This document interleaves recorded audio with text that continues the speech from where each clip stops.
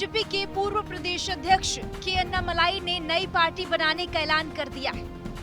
अन्नामलाई ने video message में कहा कि आज हम एक आंदोलन शुरू करने जा रहे हैं। हमारी राजनीतिक पार्टी तमिलनाडु में 2031 में अगला विधानसभा चुनाव लड़ेगी। मेरे लिए ये तय करना बहुत मुश्किल था कि मैं बीजेपी का सदस्य रहूं या तमिल लोगों से जुड़ा रहूं। मैंने 4 दिसंबर 2025 को पार्टी को बताया कि मैं इस्तीफा देने जा रहा हूं। पार्टी ने मुझसे कहा कि पहले चुनाव हो जाने दें, फिर जाएं। अन्नामलाई ने 2 जून को बीजेपी से इस्तीफा दिया था। इस्तीफे का लेटर शुक्रवार को सामने आया। अन्नामलाई ने इस्तीफे की वजह बताते हुए लिखा कि पिछले 18 महीनों से आला कमान के साथ उनके मतभेद चल रहे हैं। उनके विचार एक जैसे नहीं रहे। अन्नामलाई कर्नाटक कैडर के आईपीएस अधिकारी रहे हैं। नौकरी छोड़कर 2020 में बीजेपी से जुड़े। पार्टी ने पहले उन्हें प्रदेश उपाध्यक्ष और फिर अध्यक्ष बनाया। अन्नामलाई के रहते हुए बीजेपी ने 2021 और 2026 विधानसभा चुनाव लड़ा। दोनों ही चुनावों में बीजेपी का वोट शेयर 2% से ज्यादा नहीं बढ़ सका। अन्नामलाई के इस्तीफे की बड़ी बातें। पीएम मोदी के नेतृत्व से प्रेरित होकर मैं 6 साल पहले बीजेपी में शामिल हुआ था। मेरा राजनीति में आने का मकसद तमिलनाडु में बदलाव लाना था। राज्य की राजनीति के तौर तरीकों को बेहतर बनाना था। मैं बीजेपी नेतृत्व का आभारी हूँ। बीजेपी नेतृत्व ने मुझ जैसे युवा और अनुभव विहीन व्यक्ति पर भरोसा किया। बीजेपी ने मुझे बड़ी जिम्मेदारी दी और नेतृत्व के अहम पद सौंपे। राज्य की जनता कई दशकों से चली आ रही पारंपरिक राजनीति से ऊब चुकी है। पिछले दशक में कई बार बदलाव की लहरें उठी, लेकिन वो टिक नहीं पाई। पिछले 18 महीनों में शीर्ष नेतृत्व के साथ कुछ मतभेद रहे। तमिलनाडु की राजनीति को लेकर मेरे और पार्टी नेतृत्व के विचार मेल नहीं खाते। देखो, अन्नामलाई को वहाँ पे प्रमोट किसके लिए किया गया था? भाजपा के माध्यम से वहाँ पे भाजपा डायरेक्टली लड़ेगी। लेकिन वो सब देखने के बाद उन्होंने AIADMK का साथ वहाँ पे लिया और खुद की पार्टी को वहाँ पे ख़त्म कर दिया। मतलब कहाँ ना कहाँ तो भी भाजपा खुद के विचार का भी नहीं देखती और खुद के पार्टी का भी नहीं देखती। वहाँ का जो समीकरण है, अगर वहाँ पे चुनाव जीतने का समीकरण हो तो आपने भी देखा है PDP जो पार्टी कश्मीर में है, जम्मू कश्मीर में, वो हाईली अग्रेसिव पार्टी है। तो उस पार्टी को भी भाजपा ने सपोर्ट किया था और साउथ में भी अपने जो कार्यकर्ता हैं उनको बाजू करते उन्होंने दूसरे एक लोकल पार्टी का सपोर्ट वहाँ पे दिया था। इसलिए भाजपा न खुद की है न मित्र पक्ष की है। भाजपा को क्या चाहिए, कौन सी भी हालत में ये चुनाव लड़ना है, जीतना है, बस ये भाजपा चाहती है। ऐसे ये मैसेज यहाँ पे गया है। ममता के साथ भी महाराष्ट्र वाला खेला हो गया रोहित जी। अभी देखो, महाराष्ट्र में जो उद्धव ठाकरे साहब का पक्ष है उसको तोड़ा गया, फिर हमारे पक्ष को तोड़ा गया और फिर अभी ममता दीदी का जो भी पक्ष है वहाँ पे भी उन्होंने पॉलिटिकल गेम किया। अभी ये टोटली डेमोक्रेसी के खिलाफ है। लेकिन ये जो चीज़ें की जा रही है, कहाँ ना कहाँ तो भी इसको हम फ्रस्ट्रेशन बोल सकते हैं। देखो, कोई भी राज्य का जब इलेक्शन आज तक हुआ है, कभी भी अमित शाह जी उस इलेक्शन के लिए 3 दिन से ज्यादा उस राज्य में वहाँ पे नहीं रहे। लेकिन अन्नामलाई ने खुद को युवा, आक्रामक और साफ सुथरी छवि वाले नेता के रूप में स्थापित किया। सोशल मीडिया और शहरी मध्यम वर्ग में उनकी छवि अच्छी है। अन्नामलाई के इस्तीफे से युवाओं में बीजेपी की पकड़ कमजोर हो सकती है। पिछले 4 से 5 साल में अन्नामलाई ही राज्य में बीजेपी का मुख्य चेहरा रहे। उनके साथ वैसी लोकप्रियता वाला दूसरा नेता फिलहाल नहीं दिख रहा है। ऐसे में DMK विरोधी वोटों का बिखराव होगा। अन्नामलाई DMK के सबसे मुखर आलोचक रहे हैं। उनके हटने से तमिलनाडु में विपक्षी राजनीति में बीजेपी की धार कुछ कमजोर पड़ सकती है। हालांकि बीजेपी का वोट पूरी तरह अन्नामलाई पर निर्भर नहीं है। तमिलनाडु में बीजेपी का एक हिस्सा प्रधानमंत्री नरेंद्र मोदी की लोकप्रियता के आधार पर वोट करता है। ऐसे में NDA गठबंधन सहारा दे सकता है। AIADMK जैसे सहयोगी दल साथ रहे तो बीजेपी का संगठनात्मक नुकसान कुछ हद तक फिर से संतुलित हो सकता है। देखिए, तमिलनाडु में एक प्रयोग सफल हो गया तो सबको लगता है कि वो विजय थालापति की तरह वो भी चुनाव जीत जाएंगे। तो हो सकता है इस गलत फहमी का शिकार हुए हों। और भारतीय जनता पार्टी ने जो इस देश की हालत कर रखी है और तमिलनाडु में उन्होंने जो प्रयोग करने का प्रयास किया, हो सकता है उससे भी एक नाराज़गी इनके मन में रही हो। अपना प्रयास कर रहे हैं और मैं क्या कह सकता हूँ। अन्नामलाई ने 25 अगस्त 2020 को बीजेपी ज्वाइन की थी। उस समय वो कर्नाटक कैडर के पूर्व आईपीएस अधिकारी थे।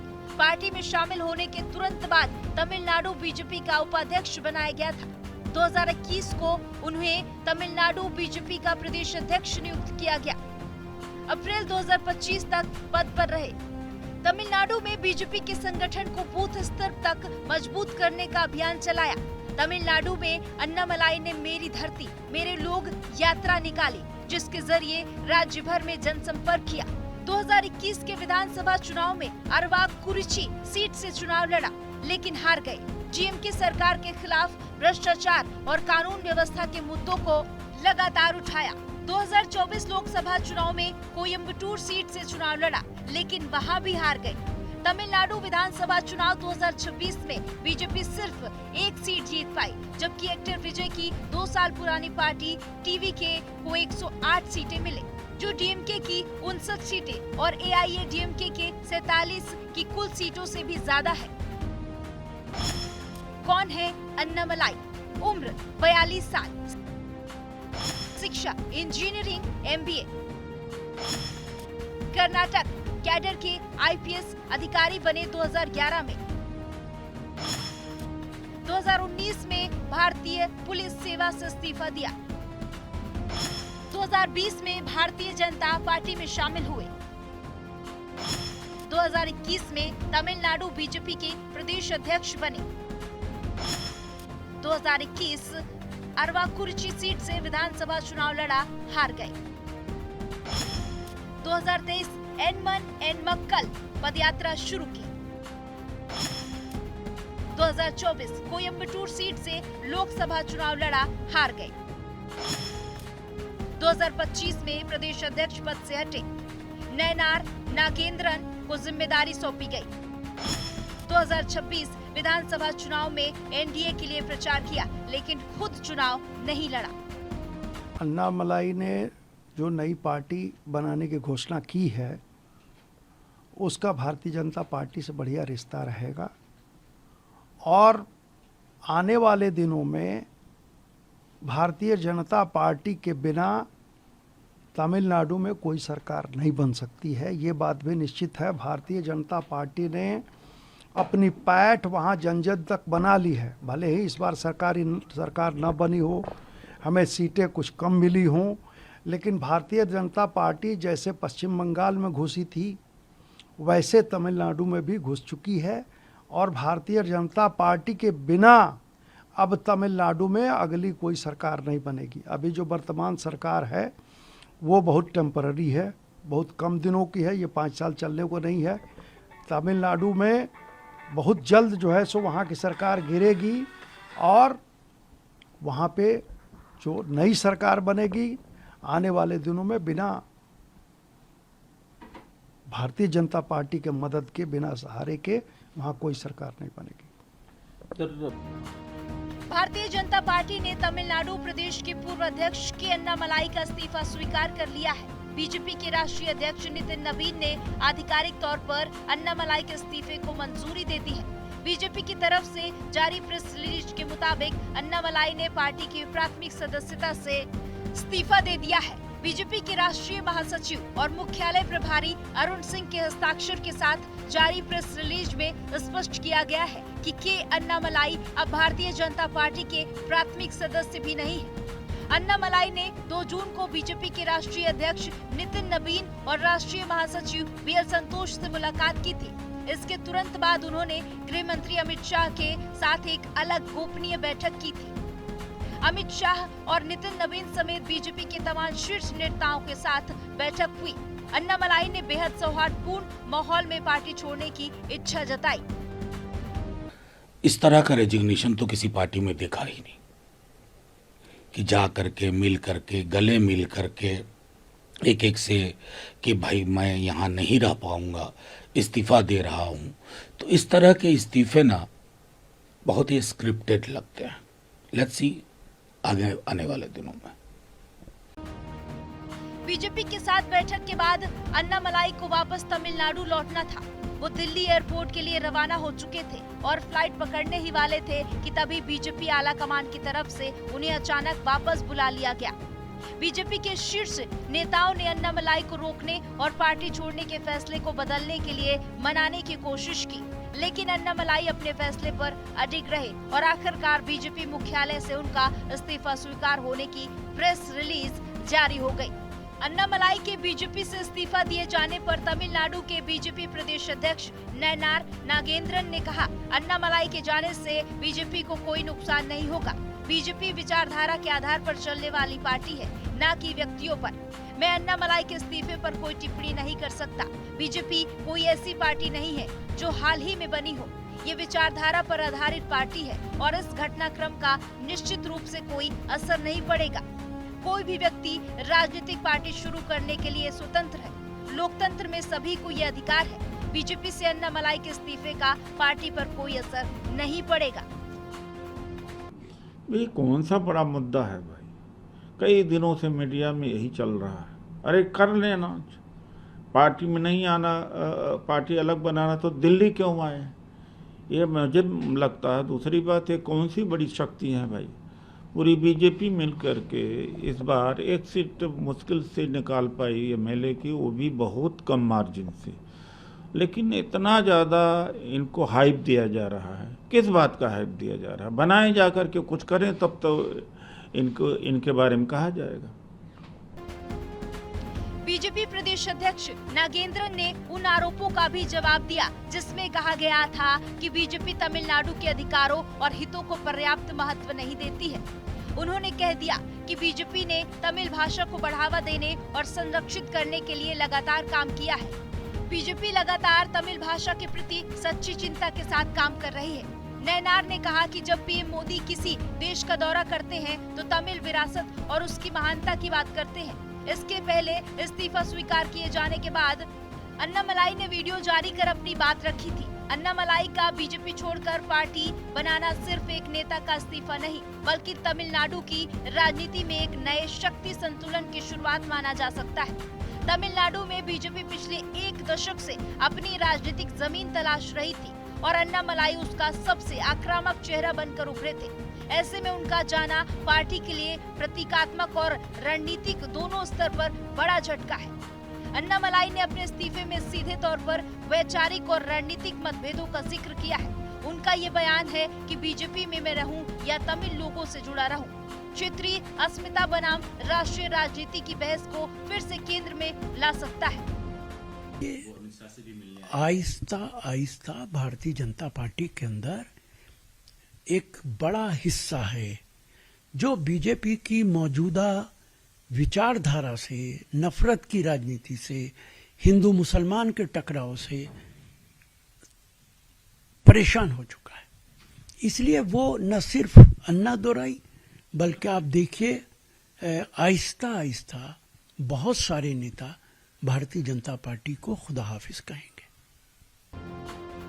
दक्षिण भारत में अक्सर राष्ट्रीय दलों को स्थानीय पहचान के सवाल पर चुनौती मिलती है और अन्नामलाई उसी भावना को राजनीतिक रूप देने की कोशिश कर रहे हैं। हालांकि अन्नामलाई की लोकप्रियता सोशल मीडिया, युवाओं और शहरी वर्ग में अच्छी रही है, लेकिन उसे वोटों में बदलना हमेशा आसान नहीं रहा। यही वजह है कि उनके नेतृत्व में बीजेपी का वोट शेयर सीमित बढ़त ही हासिल कर सका। बीजेपी के लिए सबसे बड़ी चिंता ये होगी कि कहीं उसका युवा और प्रथम बार का वोटर वर्ग अन्नामलाई के साथ न खिसक जाए। दूसरी तरफ बीजेपी ये संदेश देने की कोशिश कर रही है कि पार्टी किसी एक चेहरे पर निर्भर नहीं है और उसका आधार प्रधानमंत्री मोदी की लोकप्रियता और संगठनात्मक ताकत है। अगर अन्नामलाई क्षेत्रीय गौरव, तमिल पहचान और भ्रष्टाचार विरोधी एजेंडे को ठीक ढंग से उठाने में सफल रहे तो वो तमिलनाडु की राजनीति में तीसरे राजनीतिक विकल्प के रूप में उभर सकते हैं। विजय की टीवी के बाद तमिलनाडु की राजनीति पहले ही बदलाव के दौर में है। ऐसे में एक बार एक और नई पार्टी राजनीतिक विजय के लिए बड़ी चुनौती बन सकती है। वहीं अन्नामलाई के सामने सबसे बड़ी चुनौती संगठन खड़ा करने की होगी। व्यक्तिगत लोकप्रियता और राजनीतिक संगठन में बड़ा अंतर होता है। बीजेपी छोड़ने वाले कई नेताओं ने नई पार्टी बनाई, लेकिन अधिकांश को जमीनी स्तर पर सफलता नहीं मिली।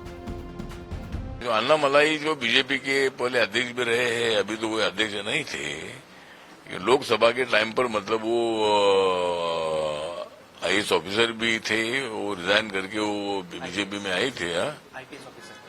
आईपीएस ऑफिसर थे, तो मतलब उन्होंने बीजेपी ज्वाइन की थी, लेकिन अभी उन्होंने बीजेपी छोड़ दी है, क्योंकि बीजेपी का अलायंस एडीएमके के साथ था और ये मतलब अन्नामलाई को मंजूर नहीं था कि भाई एडीएमके के साथ अलायंस करना, और इसीलिए मतलब अन्नामलाई जी ने शायद बीजेपी छोड़ दी है। तो अभी उसको क्या करना है, अभी हरेक को अपना अपना अधिकार होता है। तो अभी वो अगर आज चुनाव लड़ने वाले मुझे मालूम नहीं है, वो अगर लड़ना चाहते तो उनको लड़ने का अधिकार है। तो कौन सी पार्टी में जा रहे इसके बारे में कोई जानकारी नहीं है। अन्नामलाई की पार्टी 2026 के बाद स्थानीय निकाय और उपचुनावों में प्रभाव दिखाती है, तो 2031 विधानसभा चुनाव तक वो बड़ी दावेदार बन सकती है। बीजेपी नेतृत्व द्वारा उन्हें रोकने की कथित कोशिश से जाहिर है कि पार्टी उनके राजनीतिक महत्व को समझती है। तमिलनाडु की राजनीति अब केवल डीएमके बनाम एआईडीएमके नहीं रह गई है। बीजेपी, टीवीके और अन्नामलाई की नई पार्टी ने मुकाबले को बहुकोणीय बना दिया है। कुल मिलाकर अन्नामलाई का इस्तीफा बीजेपी के लिए चुनौती, डीएमके के लिए नई राजनीतिक गणित और तमिलनाडु की राजनीति के लिए एक नए अध्याय की शुरुआत साबित हो सकता है। प्रोग्रामिंग डेस्क, जनता टीवी।